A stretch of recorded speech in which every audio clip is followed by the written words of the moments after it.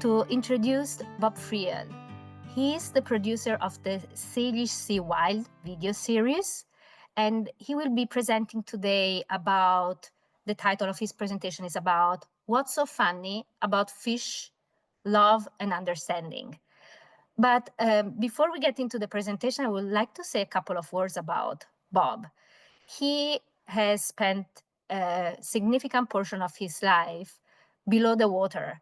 And he's an award-winning photographer, a naturalist. I heard that he's a shark wrangler and a champion bubble blower. So, big qualities. But most of all, he's known for his ability to use humor in his award-winning magazine, writing and documentary filmmaking. And he has also a couple of really amazing books that I suggest you want to read if you haven't, which is The Barefoot Bandit and The True Tale. So check it out. They're kind of super cool. But anyways, tonight he's going really to talk about the power of entertainment to promote engagement with conservation. And the Salish Sea Wild is part of the SeaDoc Society Wild Adventure video series, and two of the shows got nominated for an Emmy Awards, but Bob will tell us way more about it. Well, thank you, Beatrice. It's really wonderful to be here. I apologize for the crazy shadows. It's just way too sunny and gorgeous here in the Salish Sea, which is one of the reasons we live here. And so I hope a few of you are the right age. We can call ourselves mature, or at least big enough Elvis Costello fans that you got the play on words I used in the title of this short talk. For everyone else, Elvis had a great song called What's So Funny About Peace, Love, and Understanding. So fish love and understanding. And whenever you explain a joke, it dies. So RIP fish love. But it explains part of what I do, which is to communicate about Salish sea science in a way that connects with people. If I can take something that they know and then swap in something about fish or whale conservation, then it helps them connect and understand the science, especially if it hits their funny bone. It's definitely a tough time to be talking about using humor for science and environmental issues. I know the news down here has me giggling every day, and that is sarcasm, another form of humor, or dark humor. But to me, it's a real bright spot that you all are out there tuning into these presentations, because that shows that you really care about this amazing place where we live.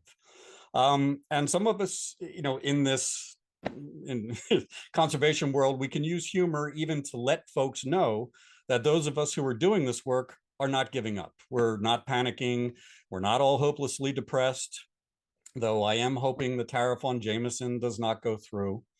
And I'm really glad Ginny is here to talk about hope. I'm sure she'll have plenty of examples of scientists and regular folks and citizen scientists who are working very hard to keep the Salish Sea ecosystem healthy. Where I come in is to go out and film those scientists and help get some attention for their research by translating their science into human, while also showing the wonders of the Salish Sea, all with the goal of getting folks to connect and care. I know we have quite a few professional scientists tuning in tonight, and I want to reassure the rest of you that yes, they are incredibly boring nerds. That's another joke, using exaggeration to effect, because studies actually show that only 92.6% of scientists are incredibly boring. But it's not their fault. It's just how their minds work. Science is a ridiculously incremental and tedious endeavor. Everything we confidently understand about the whole universe is knowledge built like the Great Barrier Reef, and that the whole gigantic structure was created by tiny corals laying down limestone a millimeter at a time. And that's how science works. So thank Neptune for the scientists. But if you ask most of them to describe their work and its effect on the wider ecosystem, you better start pounding Red Bull, because it's nap time. A scientist can research something for decades, and then its big reveal to the world is a couple pages in Crustaceans Quarterly, or us geeks call it CQ. If they're really lucky, it appears in the swimsuit issue, and then more people get to see it. The SeaDoc Society, who I do this program for, does this kind of work and also funds other scientists in the region. And all of it gets published in CQ or the Cephalopod Sunday Circular or other journals that I know you all read religiously. But to produce an episode of Salish Sea Wild, I look at all that research that's going on and then decide, in cooperation with SeaDoc, what we think needs to make a bigger splash in the world and what helps to tell the wider story of efforts to protect and conserve the Salish Sea. It might be something about a really important slime or a lab that's growing endangered snails in plastic tubs, which, I know that totally sounds like scintillating television. And I know that all of you out there would skip the White Lotus finale to watch a story about slime or snails, but most people wouldn't. So my job is to figure out a way to explain to the general public why aqua slime is so important without them tuning out.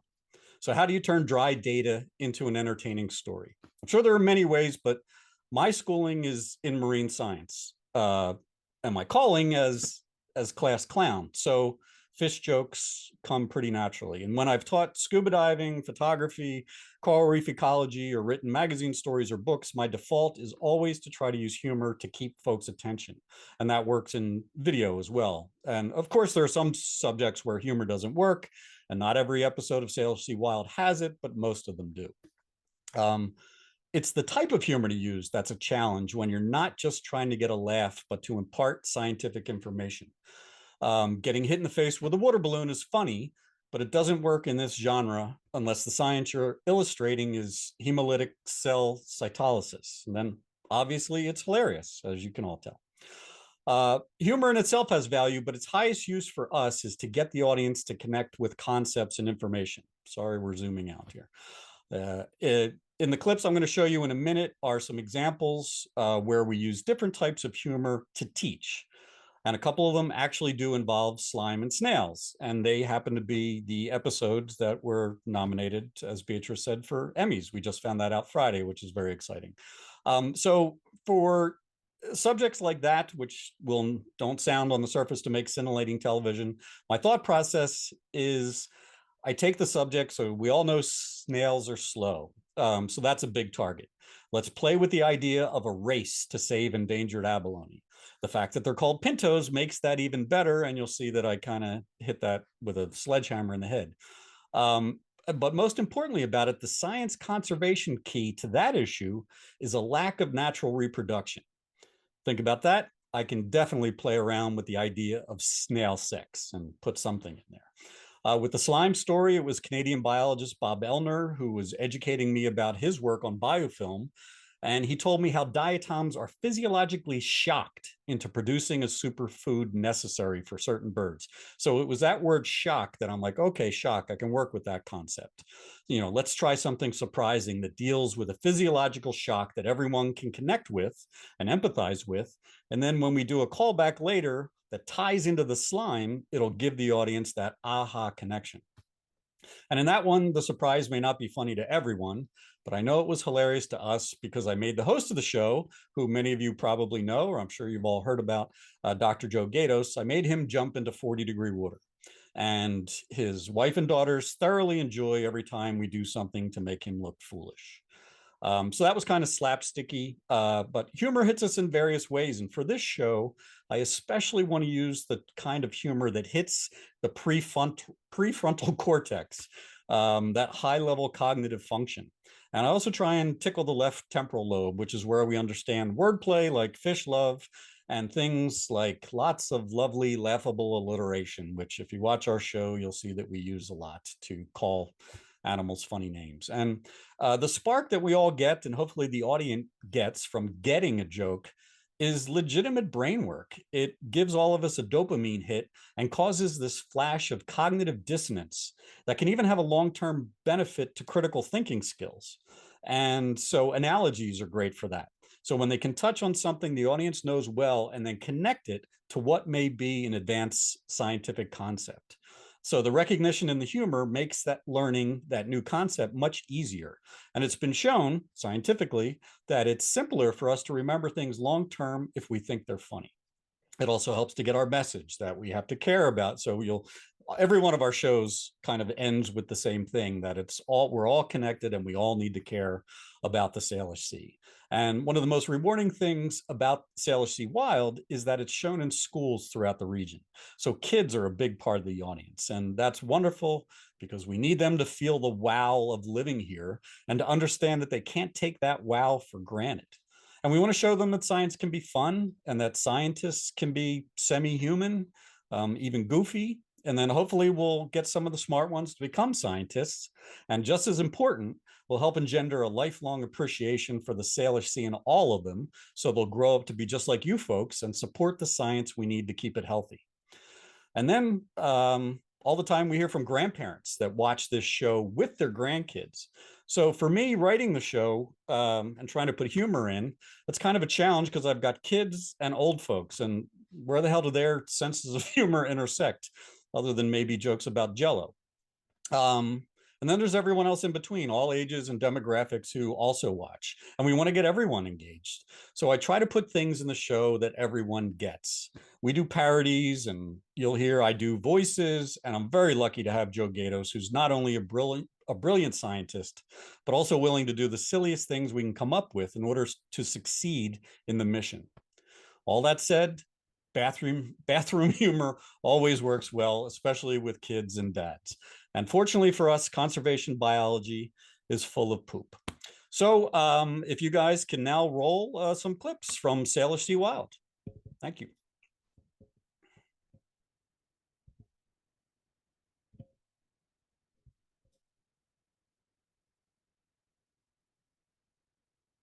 Hey, this is Joe Gatos with the SeaDoc Society. Welcome to Salish Sea Wild. Boom, boom.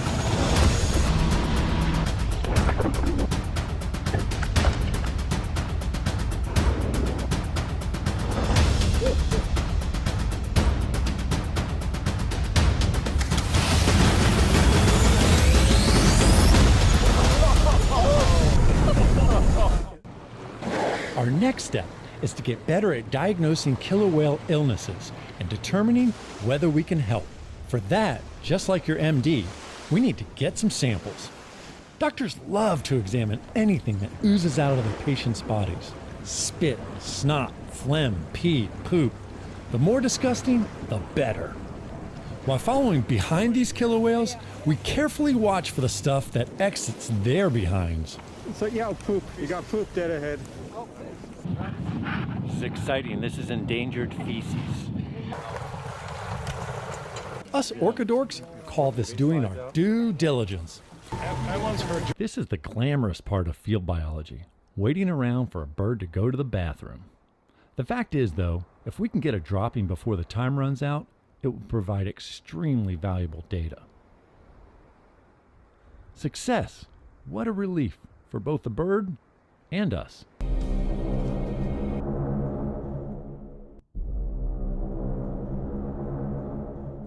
So how does a harbor seal get a head in this world? And today, we're wading into the habitat of North America's most consequential mammal. Not including us, of course. Here's a hint. Damn! Obviously, we're talking about beavers, our continent's largest rodent this side of Mickey Mouse, and the second largest on Earth.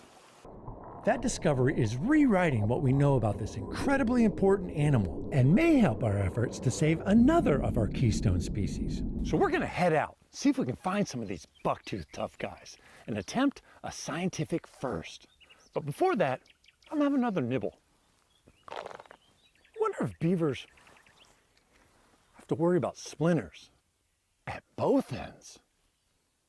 Water is the prime necessity because beavers have the body shape of fuzzy double cheeseburgers. Their stubby legs weren't designed for running, but they live in a landscape filled with bears, wolves, bobcats, cougars, and coyotes, all smart, fast predators who love cheeseburgers. So beavers embraced the life aquatic and dove for the safety of the water. Yes, beavers are armed with steel-reinforced teeth. 4 out of 5 dentists agree that research into beaver incisors may one day lead to new treatments that can strengthen our teeth. And I could really use that now that I've started chomping on trees.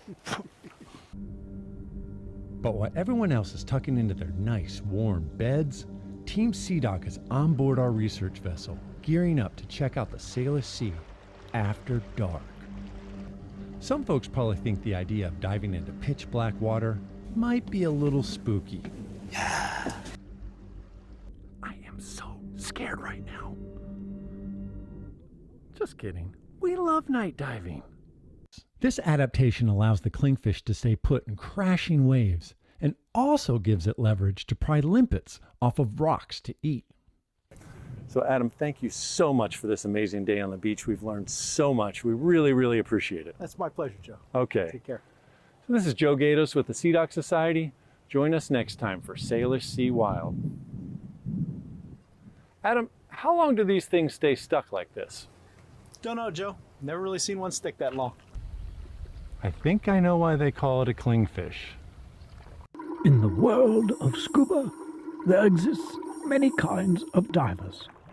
Commercial and sport divers, marine archaeologists, Navy SEALs. And then there are the fish geeks. Hey guys, I did it! I saw a juvenile black belly eel pout, like Cody's Pacificus! Yes! Awkward on dry land, the fish geek seeks out others of its kind. They gather in groups called wedgies, and here they are free to indulge their passion. Of course, the natural habitat of the fish geek is in the sea. A large lingcod, Ophiodon elongatus, has caught the geek's attention. One can only imagine how the fish view these bubbling busybodies.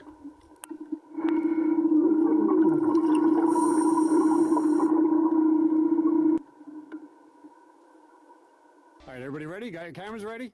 Yeah, got mine. Got mine.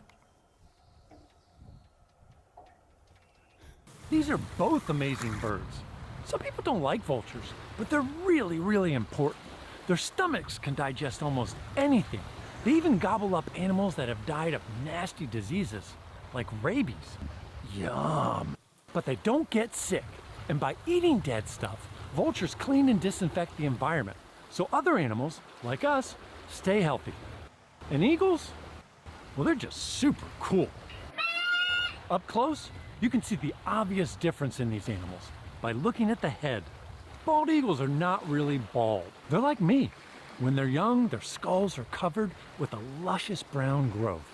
And as they mature, it takes on a distinguished white. Hey, big girl. Bald eagles can weigh 14 pounds. When they're soaring, all that weight and muscle means that they fly like this. Wings straight, flying strong and steady. Oh, is that a salmon? Ooh. Soaring vultures hold their wings like this, up in a V. And because they only weigh 2 to 5 pounds, vultures get rocked around by air currents. Woo, woo, woo, woo. Whoa! Is that a delicious roadkill raccoon with rabies? Yeah, boy! Hi, this is Joe Gatos with the SeaDoc Society. Let's talk about the physiological effects of shock. Let's talk about shock. This is temperature shock, 48-degree water. Right now, my body is going through a series of neurogenic, cardio, and respiratory changes. There are many different types of stresses and responses. Recently, we traveled to British Columbia to research how the stress response of a microscopic marine algae is absolutely critical to the survival of everybody's favorite shorebird. But when he just slightly skims the surface, his spatula comes up covered in something like snot. Okay. So of course he offers me a taste. And you can taste. Yeah, I feel good about it. Yeah. So biofilm is all over mud flats. Yeah. What makes this place so special? So this place is special because this biofilm is what we call active.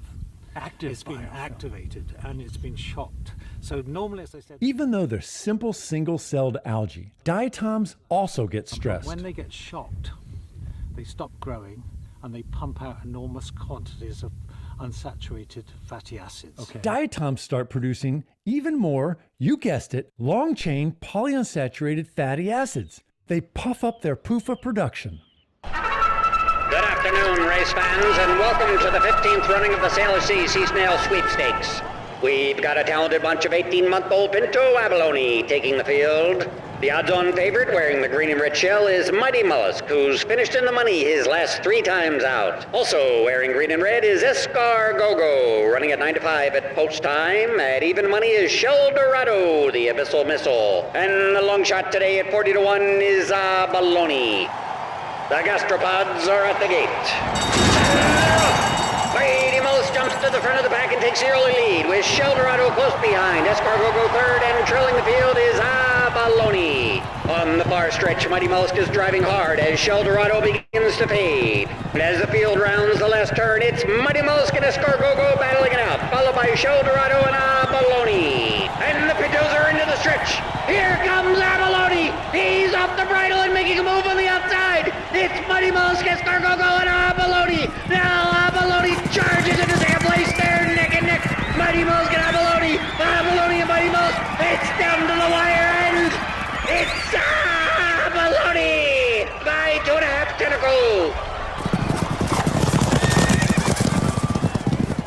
This gorgeous gastropod is a Pinto abalone. It's an endangered sea snail. And we're here today with a whole group of people working to recover this species. The radula's remarkable versatility allows abalone to scrape slime off solid surfaces, chew on rock-hard encrusting algae, and surgically slice into thick kelp. We're pretty happy abalone don't grow 20 feet long and like to unzip scuba divers. So how could a species whose large females can produce millions of eggs every year fail to recover when we stop taking them? It turns out we'd already drained their dating pool so low that pintos couldn't find mates. Abalone are broadcast spawners. That means that rather than cuddling up one-on-one, they respond to environmental cues that tell them the timing is right for a reproductive roundup. It's just like how single people respond to a Friday night happy hour. Instead of piling onto the dance floor, pintos climb onto rocks, where they broadcast their sperm and eggs through the holes in their shells. Abalone don't have to get close enough to tickle each other's tentacles, but in order to have any chance of fertilization, they need to be within about 3 square meters, the equivalent of a queen-size bed. But when researchers surveyed places in the San Juan Islands, they found that densities were 100 times lower than what was needed to successfully reproduce. And finally, it's time. The screens are removed and they're off! Well, they're off on abalone time. These little jewels will mature in 2 to 3 years. With any luck, they'll then have another 30 or so years to mate, with their dating pools and dance cards refilled by this wonderful project. Club Abalone will be jumping.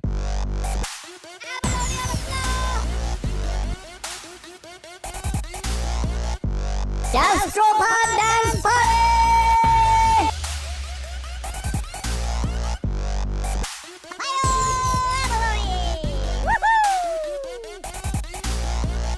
Wow, look at that escargot! Thank you! Hey, this is Joe Gator. Is that back to me? I'm done. Thank you, Bob. That was really fantastic. Lots to laugh about. And we can hold a little bit back the question and give now the scene to Ginny, which can talk about Hope, which I think it's a great segue after laughing and enjoying the videos.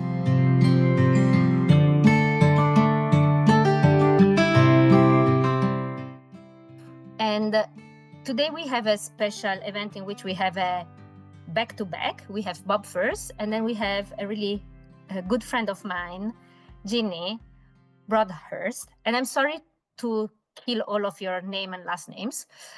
She's here today to talk about the Salish Sea successes and tips for staying hopeful.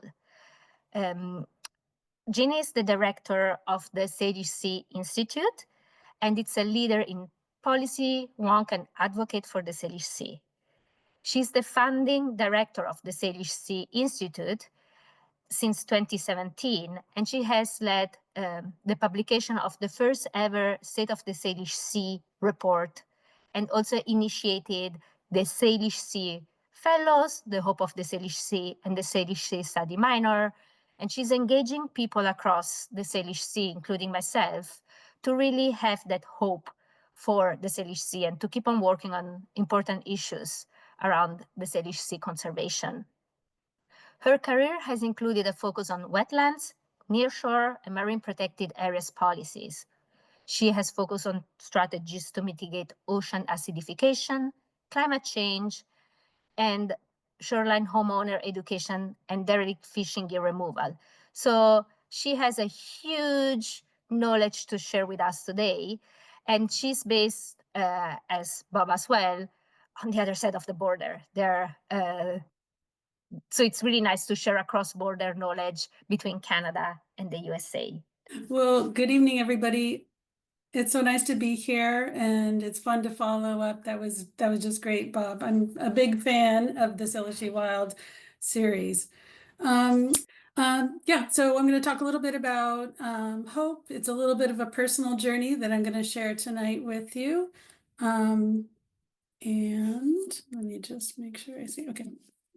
So I think everybody knows by now what the Puget Sound is, or excuse me, what the Salish Sea is, but I always like to just remind people that it is actually the overarching name for three bodies of water: Puget Sound, the Strait of Juan de Fuca, and the Strait of Georgia. And calling it the Salish Sea, of course, gives us the ability to talk about this inland sea with one moniker and acknowledge how connected these waters are.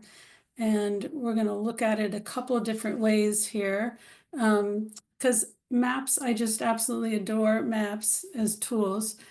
And this one is such an important map because it reminds us of the connectivity and history of the Coast Salish languages that have been spoken here for time immemorial. And another way of looking at this area, again, from an ecological standpoint, this one I particularly love because, for one, it shows, again, shows the area without any political boundaries. It shows that plume coming out of the Fraser River, which is, the Fraser is the most significant river in the Salish Sea, contributing over 50% of fresh water. And so here I am on Lummi Island, and those of us in this area are really so influenced by not only the ecology of the area north of us, but also by decisions that are made, management decisions that are made in this ecosystem. So it's important for us to be looking and acknowledging the connections of the Salish Sea ecosystem. And so that's one of the reasons why Western Washington University created the Salish Sea Institute, and I was hired, oh gosh, almost 8 years ago now, to be the first director of the Salish Sea Institute. And so here's some of the functions of what we do. Western acknowledged that its place literally on the Salish Sea and close to the border, and with a lot of expertise on Salish Sea issues. So it's really, we have been building it to be a place where we teach about the Salish Sea. We have a minor in Salish Sea Studies for students, and we do a series of other things that are not academically related, but that are more focused on the community at large, and managers and others who are leaders in protecting the Salish Sea, including people like Beatrice. So one of the first projects that we took on was to find funding and and the right person to take on this project to create the State of the Salish Sea report. We published this in 2021. Our lead author is Dr. Catherine Sobocinski, the brilliant Dr. Catherine Sobocinski. She just did an amazing job with this. what's so significant about this is that there had not been an assessment of the entirety of the Salish Sea as one ecosystem since 1994. And when it was done at that time, it was quite a smaller document covering fewer issues and not nearly quite as extensive as this one. So this was a landmark for us to put this report out.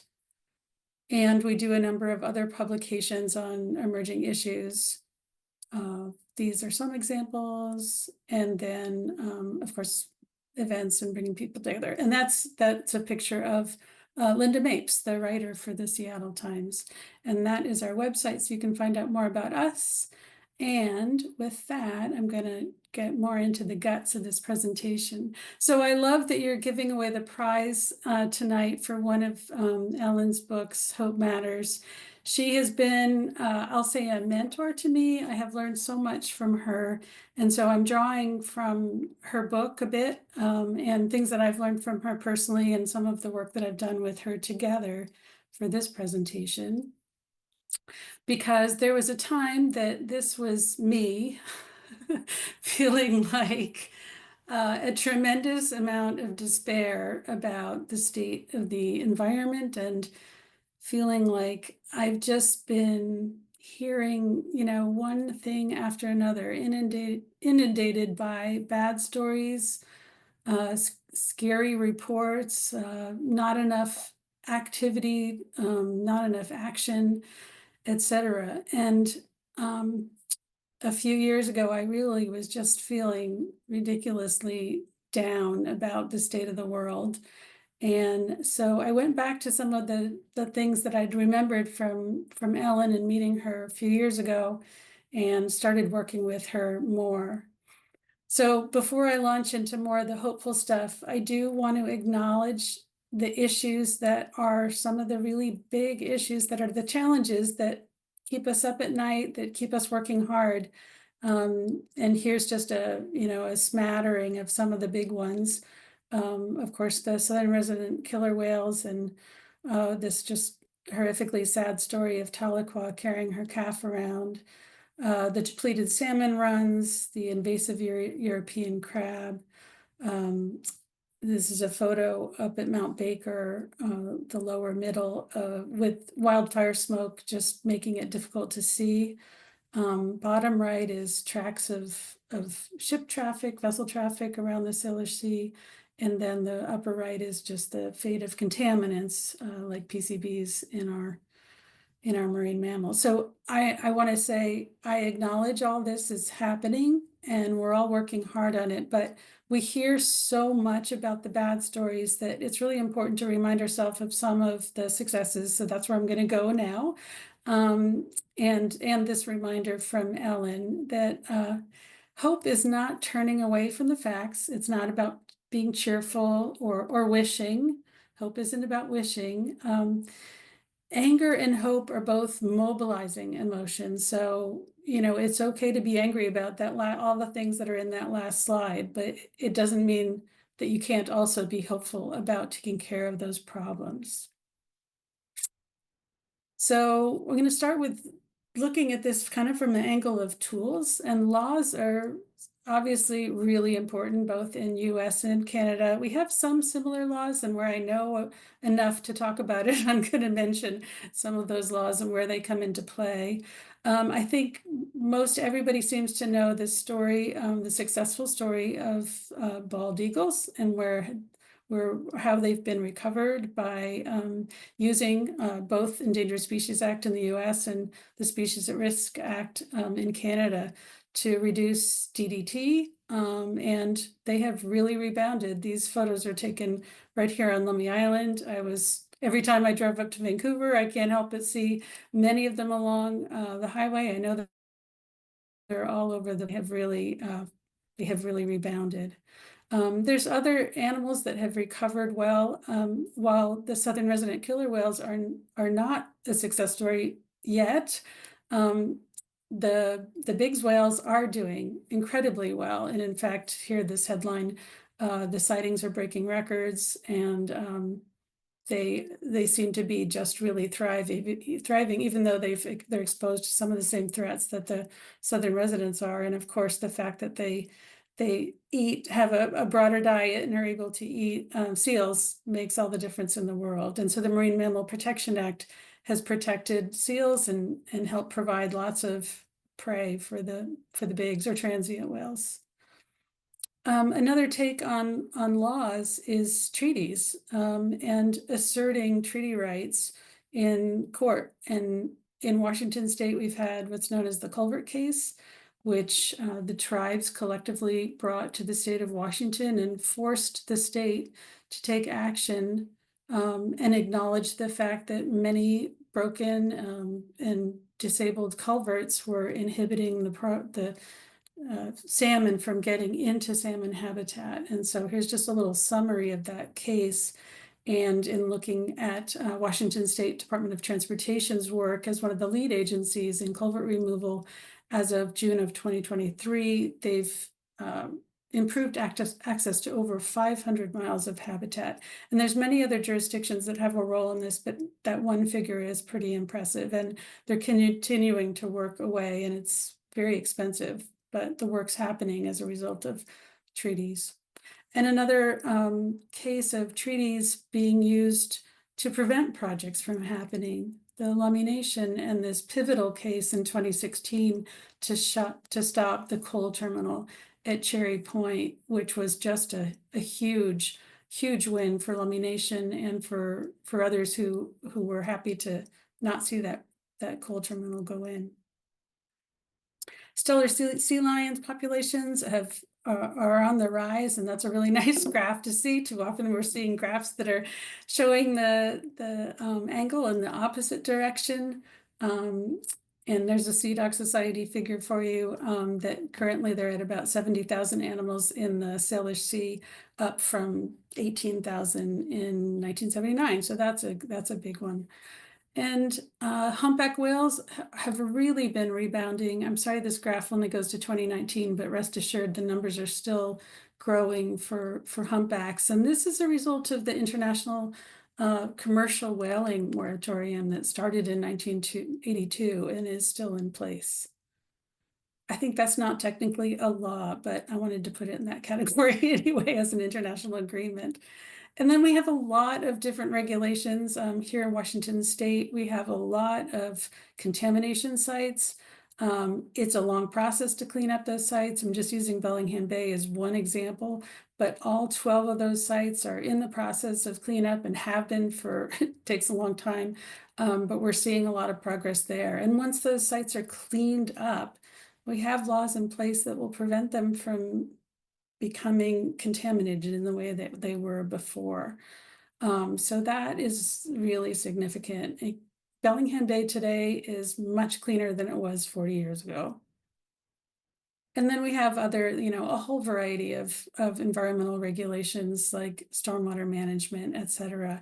And I wish I was more well-versed in the analog to this in British Columbia, but I know there is similar work. So outside of the regulatory arena, there's lots of other restoration work that happens, and I have just a few examples of very large restoration projects that have had very large results. The Elwha and Glines dams were removed in 2012, and that was huge, the largest dam removal project in the world, or excuse me, in the country.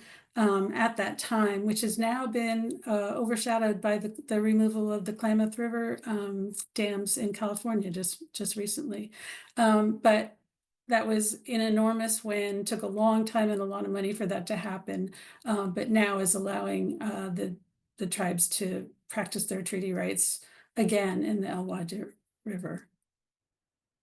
The removal of the Nisqually Dike in 2009. For those of you who aren't familiar, that's the Nisqually Reserve or refuge area, excuse me, is between Lake Tacoma and Olympia. So it's the southern end of Puget Sound.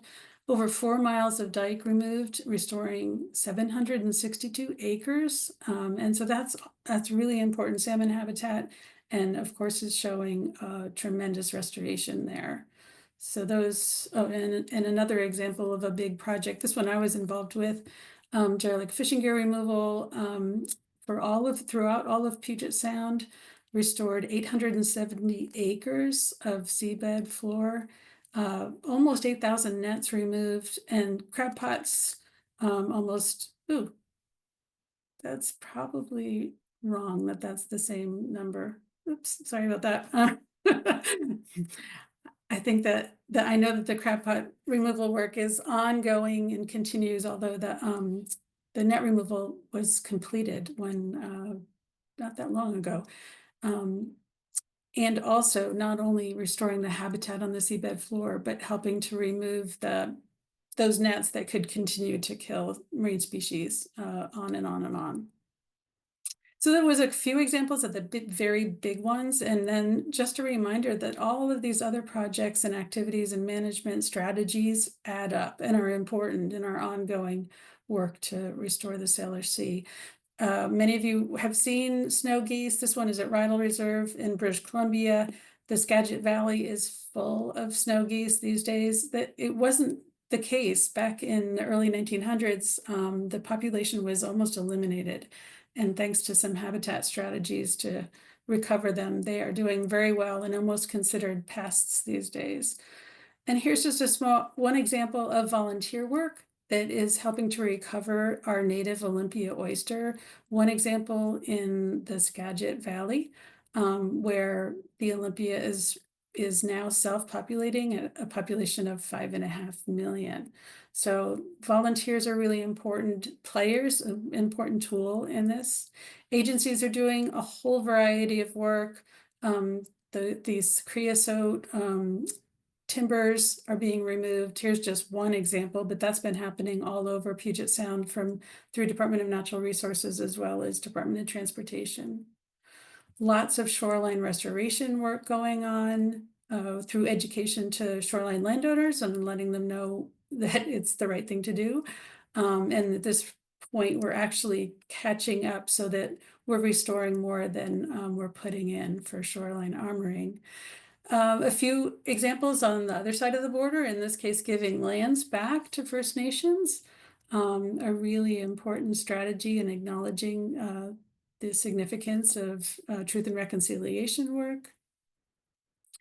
Lots of jurisdictions here in Washington and Puget Sound region have been involved in restoration. And I just love this one on the right, just showing that actually this is working. Those bugs are really important indicators in the health of streams. And King County is that's where Seattle is. It's a highly urbanized area. So those are important trends. Another important trend is this chum salmon returning to Hood Canal. This is a really great success story, and it's happening because of a whole lot of habitat restoration work that's being done in that area. The identification and understanding of clam gardens on both sides of the border throughout Coast Salish territory has been a great success. And helping to, once those areas are identified, actually then they could be protected. People in British Columbia laugh at me when I say something good about the BC ferry system, but they have done a lot to minimize their underwater noise. That's an important strategy for protecting southern resident killer whales. Other strategies include the ECHO program that Port of Vancouver is doing that's been highly successful in getting ships to slow down. And then a program that started as a result modeled after ECHO is the Quiet Sound program that's been incredibly successful as well. When ships are slower, they're quieter. You know, the private sector and investments are also important. So ingenuity, creativity, investments in technology, it's in many ways an exciting time to be seeing this kind of work happen. Construction is pretty amazing these days. This is right on Western Washington University's campus, a new building that's carbon neutral, exceeding LEED standards. This shows what can be done and is exciting time for that. We have been exceeding some of the expectations for electric vehicle purchasing. and that has direct results. I love looking at some of the possibilities through authors like Ayanna Elizabeth Johnson in her book, What If We Get It Right? This is huge and shows the positive side of this work. And then reframing things. This was a important thing for me when it resonated so much. Acknowledging our mistakes, the reality on the left side, but also acknowledging the potential and the possibilities. And what role we have in this work to recover Salish Sea and the planet. So I'll leave you with a couple quotes here. Relentless, stubborn optimism. It's a choice that we make while we can be concerned about the state of the environment. We can also be optimistic about where it's going. So there's still much work to do. We have many tools at hand, and I can tell, I know that if you're listening tonight, you care about these issues and are already part of the solution. Talk to people about it. Talk to people about the Salish Sea. Share your love of the Salish Sea with people, and share your hope for the future of the Salish Sea. And in addition to Ellen's book, Hope Matters, here's some other resources. I love A Field Guide to Climate Anxiety. That's super helpful for understanding, particularly the 20-somethings who are concerned about climate. This is a good way to get into their heads a little bit more. And there's podcasts and lots of good information out there. So if your social media feed is just full of horror, yucky, bad stories, change it up, clean it up, and choose some news sources that are solutions oriented and focused on what's being done to help. So I will stop it there. I want to thank both Ginny and Bob for both of those presentations. Were so hopeful.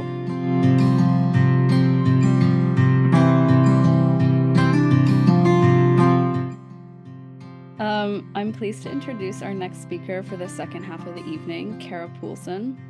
Cara is an aquatic ecologist and ocean bridge ambassador who's been living on the traditional and ancestral territory of the Coast Salish Peoples since 2022. Cara has harbored a lifelong interest and passion in sharks and the connections they share within the marine environment. In 2024, Cara wrote and illustrated an educational coloring book called Sharks of BC, which we saw this evening. Through funding received from Oceanwise, she was able to give these books out for free, increasing access to science education and helping to spread awareness about the incredible species that share our home. There will be time for questions at the end of the presentation. Please enter these into the chat and the hosts will moderate. We'll try to get to as many as possible. We're excited to now have Cara join us with her presentation on sharks and ecosystem interconnectivity. Hi, everybody. I'm Cara, as Neve said, and I will, I guess, just get right into my presentation. I'm going to be sharing my screen. Yeah, basically, I will be talking about sharks and ecosystem interconnectivity. This is basically how sharks relate to their environments, how other creatures relate to sharks. And I also want to sort of highlight that we are also part of these systems. We do have a tendency to think of ourselves as separate from the environment. Even the fact that we have the word nature or environment, a lot of cultures historically haven't had these words because they considered themselves parts of their ecosystem. So I think that's just a really cool reminder and just something interesting to think about. So I would also like to acknowledge, as you mentioned, that I am presenting from what is colonially known as Vancouver on the unceded traditional territories of the Musqueam, Squamish, and Tsleil-Waututh nations. They have stewarded the land since time immemorial. They're the reason that we have these beautiful landscapes, and they continue to do that conservation work today. And if you're interested in finding out whose land you're on, you can check out whoseland.ca, or I guess this is .en or /en. Anyways, if you Google it, it'll be there. So who am I? we talked about this a little bit, but I am an aquatic biologist. In my spare time, I'm an artist, and 24/7, I am a shark nerd. I'm super passionate about conservation and making science more accessible through the use of art. Basically, oh, okay, yes. So yeah, so in my work as an aquatic biologist, I get to do a lot of cool things, some boring things, but some of the cooler stuff I get to do involve fish surveys, water quality monitoring, hydroacoustic studies, intertidal sampling. That's what's going on in the picture on the right there. And then I also write environmental management plans for different like marine infrastructure projects like piers and stuff like that. And then of course I do art on the side. I did a painting, or I included a painting that I did of a sockeye salmon that was for a friend. I'm a big salmon person, by the way, as well as sharks. And then yeah, so last year I worked with Ocean Bridge, or sorry, Oceanwise. I was an Ocean Bridge ambassador. It's this really cool program. It's free if you're under 30 years old. I highly recommend it. And yeah, it allowed me to turn my passion for sharks into a tangible project.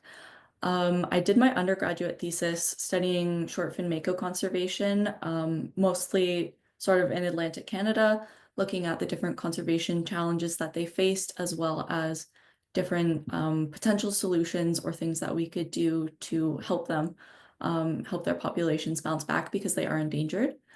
And so when I received the grant through Oceanwise, I created Sharks of BC, which is an educational coloring book. And I presented this work at the Royal BC Museum. That's what the picture is on the left. And then that top picture there is me presenting at the Vancouver Aquarium. I had the chance to have a booth at their annual Divers Weekend. And I actually gave out these books for free. That was something that was really important to me, was making science accessible not only through the way that we talk about it and learn about it, in this case, more visually, but also making science more financially accessible, because as it stands, there are quite a few financial barriers. Yeah, and that has sort of kind of gotten me a few cool opportunities to speak, like this one. I'm super happy to be here, very excited. Yeah, so some of the general themes about my talk today are probably pretty obvious. I'll be talking about some of the different shark species that we have in BC, interconnectivity, so how they relate to their environments, as well as how we can help sharks and why we should have hope. So first of all, what is a shark? So sharks are technically fish, and basically fish are split into either cartilaginous fishes or bony fishes. And then from here, there's this whole taxonomic chart. It's a lot. But basically chimeras are a relative of sharks. That's, I'm not sure if you can see my mouse here, but that's these guys. They kind of branched off a bit earlier, so they are quite a bit different. And then we have elasmobranchs, which were split into sharks, which is what we'll be talking about today, as well as baudomorphs. And this is split into different orders like skates, sawfish, electric rays, and stingrays, and manta rays fall under that stingray. But yeah, we'll just be talking about sharks today. So, what are different characteristics of sharks? So one thing is, as I mentioned, they have cartilaginous skeletons, and this means that they don't have bones in the traditional way that we do. They're made out of cartilage, just like our ears and our noses, and it's really cool because it allows them to be quite a bit lighter than if it was bone, as well as more flexible. And so sharks breathe through 5 to 7 gills on each side. We actually have species that have 5, 6, and 7 gills within the Salish Sea. I'll be talking about 2 out of 3 of those.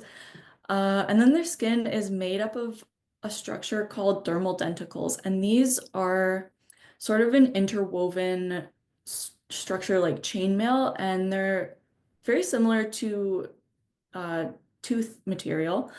And yeah, since they're so tightly interwoven, it protects them from predators, but it also helps them to move faster.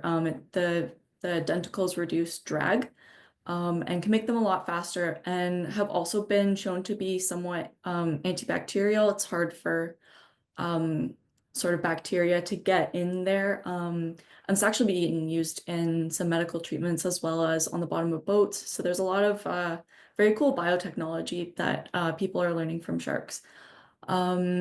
So sharks also have electroreception. I'll be talking about this, I think, on the next slide. And then another thing that they have, instead of a swim bladder like most fish, they have a very oily liver, and that helps them maintain their buoyancy. So electroreception is present in what we call ampullae of Lorenzini. They are these gel-filled pores.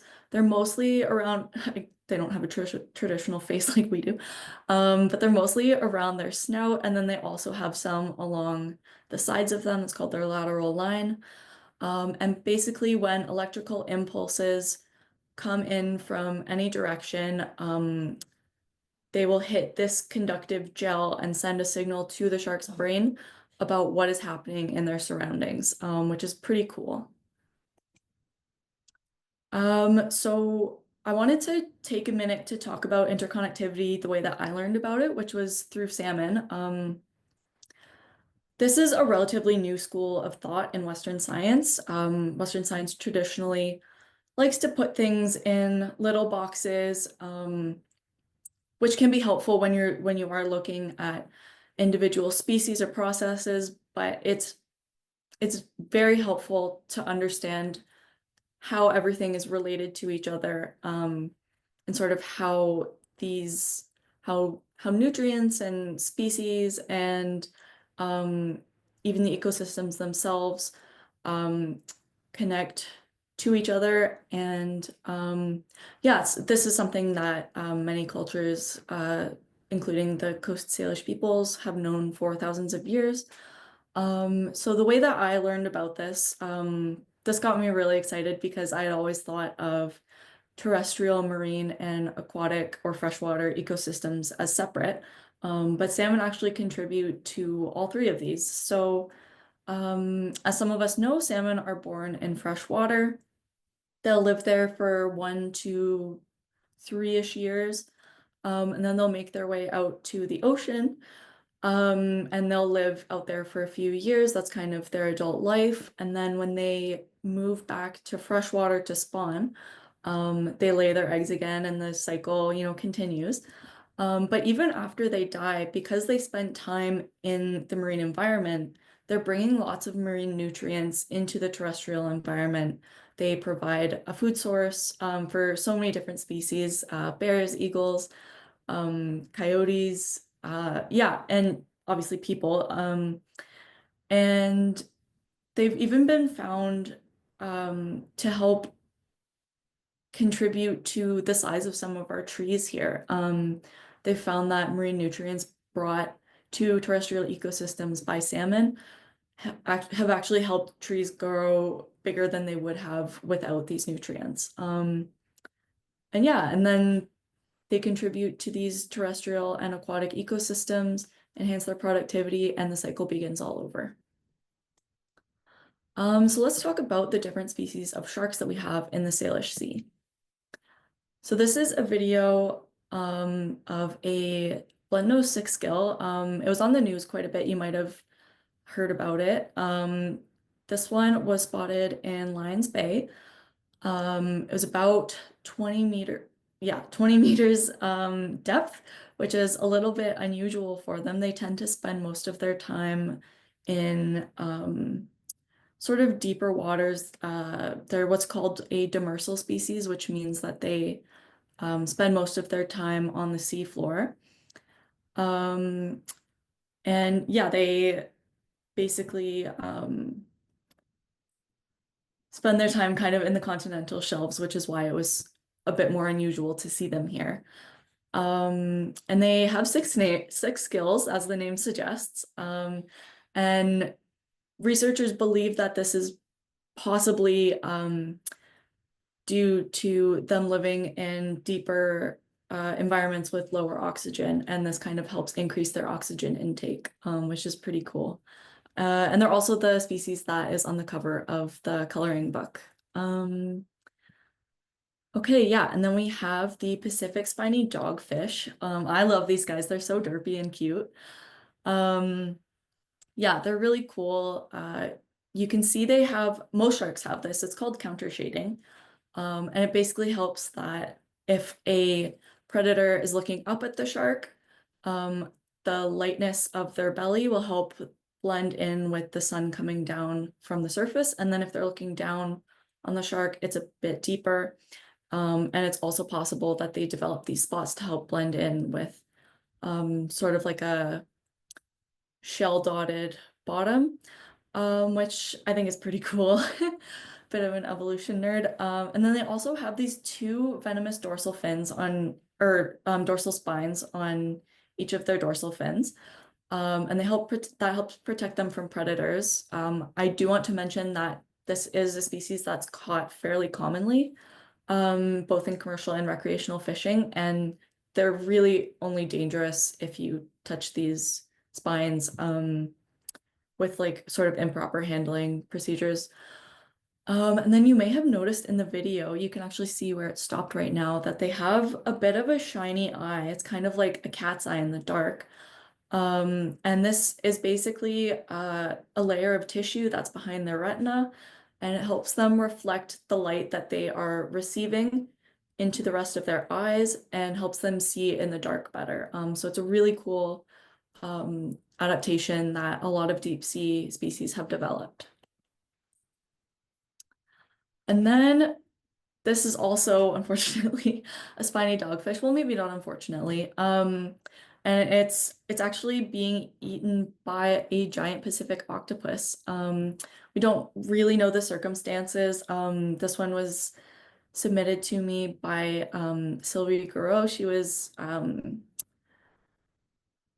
snorkeling and came upon this. I just realized that the location on this one is wrong. It was actually off of Madrona, around Vancouver Island. But yeah, as I mentioned, we don't know the circumstances around this. We don't know if maybe the shark was injured or already dead, or potentially if this octopus sort of ambushed it, which is pretty cool. Octopuses have a lot of really cool adaptations. I'm sure a lot of you know this, where they can blend into their surroundings. They can change not only the color, but the texture of their skin. So they can either be sort of ambush predators in that way, but they can also use jet propulsion. So they shoot a bunch of water out of their siphon, and that propels them in the direction that they want to go. This also helps them get away from predators. And you can see that there's kind of there's a lot going on in this picture. You can see in the bottom left, there's a crab claw and like a leg. And then towards the back, or I guess the mid ground, we have some starfish in here. You probably can't see it, but I had zoomed in on this picture quite a bit. And there are actually some sea urchins in here as well as anemones and different like snail species and stuff like that. And so octopuses are actually what we call ecosystem engineers. Bob talked about this a little bit with the beavers that they were looking at.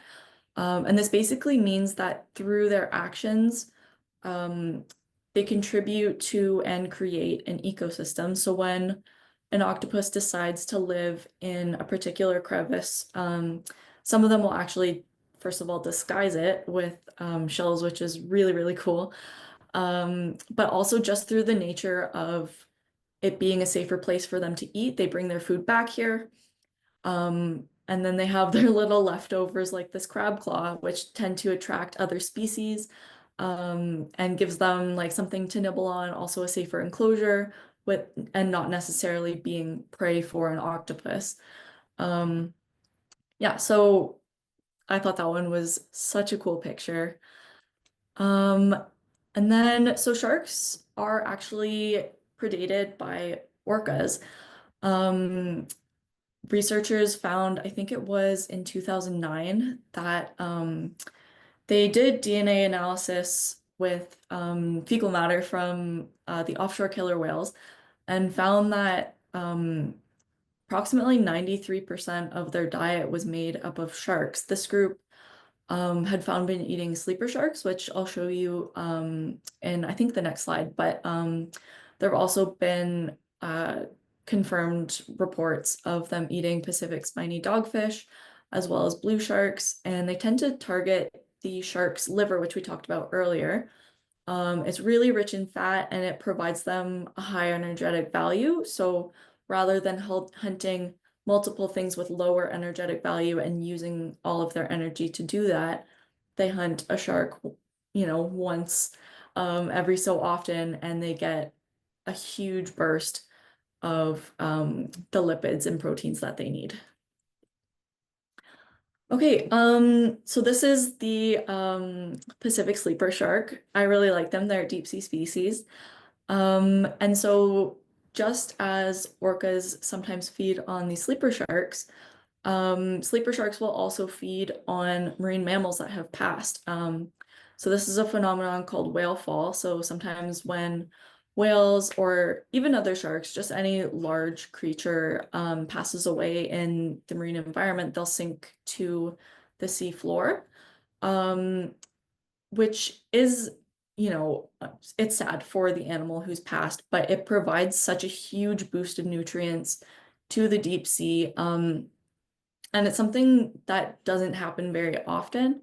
So it's kind of like, it's like a big, maybe not potluck, but it's a big feast. It can last for over a year. And these become huge congregation sites for a whole bunch of different species, which is really cool. And then this one is a blue shark. This one was sent to be by Marcy Callowart. And this one is the one that was several kilometers off the coast of Tofino. That's for people who don't know, that's on Vancouver Island. And they possess a system called, and excuse my Latin because it's not good, but the rete mirabile. And this means miraculous net. And it's basically a system of interconnected veins, arteries, and capillaries. They're all located really close together. And these are present in their eyes, their brains, and their muscles. And they can use it while they're hunting to sort of increase the heat going to those parts of their bodies that need just a bit extra. And basically because they're so close together, it sort of allows the warm blood coming from their heart through their arteries to get into the veins and keep that warm temperature sort of circulating throughout their bodies and helps them stay warmer than their environment. So if people are ever talking about cold-blooded sharks, that's not all of them. And so some of their main prey include herring, tuna, swordfish. These are all foods that we love to eat as well. And that means that their migratory patterns follow these prey and can often lead to them being caught as bycatch in these fisheries. If you don't know what bycatch is, it basically means when they are, setting out various techniques and they catch something that wasn't what they were intending to catch. That's what bycatch is. It's overfishing and bycatch are sort of inherently interconnected, and it's one of the biggest issues that's facing sharks today. And this is especially true with longline fishing. They're just long lines with a bunch of baited hooks out, and that means that it is indiscriminate in that whatever decides that that free piece of fish looks good, whoever bites onto there, that's what they're going to catch. So they don't always catch their, I guess, directed fishery species. So this is a giant mess of a chart that I made, kind of just depicting the different ecosystem interactions that exist within and between different species. Sharks are related to, I didn't get a chance to talk about this, but I find it really, really interesting. So salmon sharks are one of the species that we have here. And they are a very migratory species, as well as the blue sharks that I just talked about. And so they will actually help transfer nutrients from, say, their northern range to their southern range, and back and forth. So there's nutrient transfer through seasonal migration, as well as nutrient transfers through species like the big-eye thresher, which undergo diurnal migration. And basically what that means is that they will spend some of their time at the surface and some of their time at depth.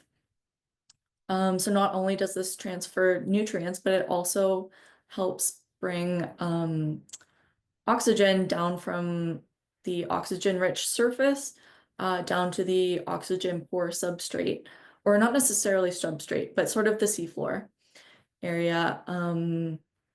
Yeah, and I don't think I have time to talk about all of these different interactions, but these things are all connected, and we are part of these systems. We impact every single aspect here. We harvest seagrass. Seagrass also sequesters our carbon. Actually, sharks sequester our carbon as well when they are, one of the ecosystem benefits that they provide is they sort of maintain the populations of their prey species. And so that means if they are eating species that eat plants, like seagrass, that helps the seagrass population stay a bit higher. Whereas if we were to get rid of the sharks, remove them from the equation, we would have a huge influx of these herbivorous fish. I almost said vegetarian. And then they would be eating all the seagrass. Seagrass would be gone, and we would be losing all that carbon sequestration. So there's a lot of things there that I could talk about. Might be reminding you of some of you of this Always Sunny meme. This is how I felt when I was making that chart. But yeah, everything is connected. And this is really important for us to consider when we're making management decisions, because I'll just go back again, our impacts on, for example, or our management decisions on salmon greatly impact killer whales, especially the impacts of Chinook salmon on the resident killer whale populations, as we've talked about a bit today. But there is hope, and it's funny that Ginny mentioned Ayanna Elizabeth Johnson's book, What If We Get It Right? Because I was actually also planning on mentioning that. We have to imagine a future where these things are possible, because if we don't see that future, it's not going to happen. So I wanted to take some time to point out that there is hope for sharks. So basking sharks, which is what the species is here, they used to be really common throughout the Salish Sea. It's kind of like when people talk about salmon, how they used to cover the entire surface of the water. Unfortunately, because they have similar migration patterns as salmon, they were sort of seen as a pest species. So there was quite a big cull throughout the 70s, and most of them either were killed or migrated elsewhere. So we do have the occasional sighting. It's pretty rare, but there have been more and more. This one was last year. This was a paddleboarder who took this picture. I cannot even imagine seeing a basking shark. I would lose my entire mind. Yeah, and they're really cool species. They're filter feeders, which means they are kind of like baleen whales, where they'll swim with their mouths wide open, and they filter plankton and small crustaceans sort of from the water through their gill rakers, which is kind of like filters in each of their gills. Yeah, so they are totally harmless. They're gentle giants. And they have started to come back, and we are starting to put in place, or maybe not put in place, but the research has started to look at how we can make better decisions that will allow them to come back. If you are ever curious and you want to see videos of them, definitely look for this one because it's super cool. But also, if you look up videos in Scotland and Ireland, they have huge groups of these basking sharks that come together during the spring.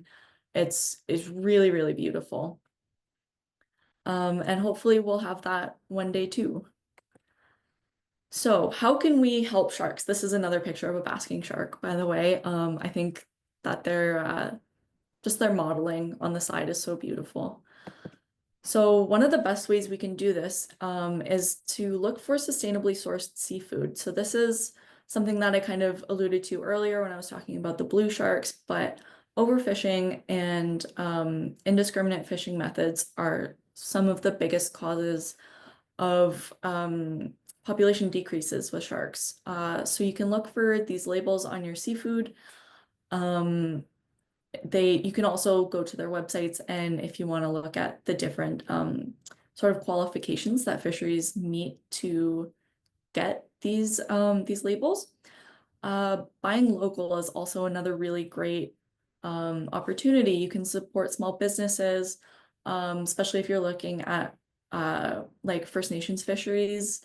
Those are really good options. And then it's sometimes hard to find this information, but if you can avoid fish that are caught using longline or bottom trawling techniques, that's something that's really going to help a lot. Bottom trawling, if you haven't heard of it, basically means that they are sort of dragging a weighted net all across the bottom of the ocean, and it does catch things, but it destroys quite a lot of habitat. So a few other things that we can do. A really, really big one is to be mindful of the media we consume. And this can be anything from, AI has been a lot more popular or a lot more prevalent, I guess, recently. There was a video not too long ago of like somebody cuddling a polar bear. That was AI. And it fooled a lot of people. It's getting really good. So just being careful and looking at, if there's anything that doesn't look quite right, that might be an indicator that it's AI. Another thing I really want to talk about is a lot of the time people, like influencers and stuff, will get too close to sharks or just get up in their business. And this is technically, it is harassment of these sharks, and it can cause really high stress levels. And this leads to changes in their physical health. I'm sure we all know stress in humans causes physiological changes.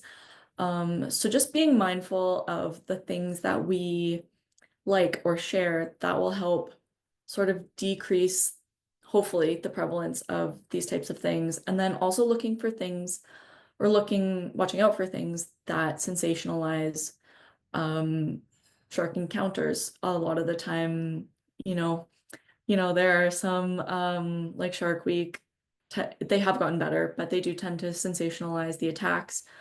When in reality, every year, very few humans are bitten, or unfortunately, some people are killed by sharks. And this is not to discount that at all. But as we have been inhabiting coastal ecosystems more, spending more time in the ocean, we are going to have more shark encounters. And it's still, we kill about 100 million of them every year through different, and I'm so sorry to be talking about that right as I was just talking about hope. But we do kill so many sharks every year. So it's just be mindful of the way that people are framing things. Think about what they have to gain from sort of sensationalizing certain videos, whether it's, monetary or for clout. Look at who is maybe paying those people, and just what their motivations are for sharing this information. Another great way that you can support sharks is to support your local conservation initiatives. Here in BC, that would be like Wonders of the Salish Sea, as well as, Ocean Wise and Transition Salt Spring, and like the Surfrider Foundation. There's so many things that you can do to help. And because these ecosystems are all connected, anything you do to help the ocean in some way is going to have an impact on sharks. And then the last thing is just keep learning. There's always more things to explore. I'm learning new things all the time about sharks. Yeah, and I just think that the better, educated we are about different issues, the more, and even just, if we're learning about how cool sharks are, the more we come to love them, the easier it is to protect them. So if you have shark sightings, ideally from a boat, fingers crossed, this is the phone number and email for, in BC we send those to the DFO. Feel free to take a screenshot, and then in Washington that goes to the Fish and Wildlife department. Yeah, and they are always happy to get your reports. This can be if you see one swimming, if you find a dead one washed up on the beach. These are all things that help government agencies to learn more about sharks and their whereabouts, the issues that are impacting them, and it's kind of a community science approach to protecting all of these amazing species. Thank you so much, Cara. That was really great. I love sharks.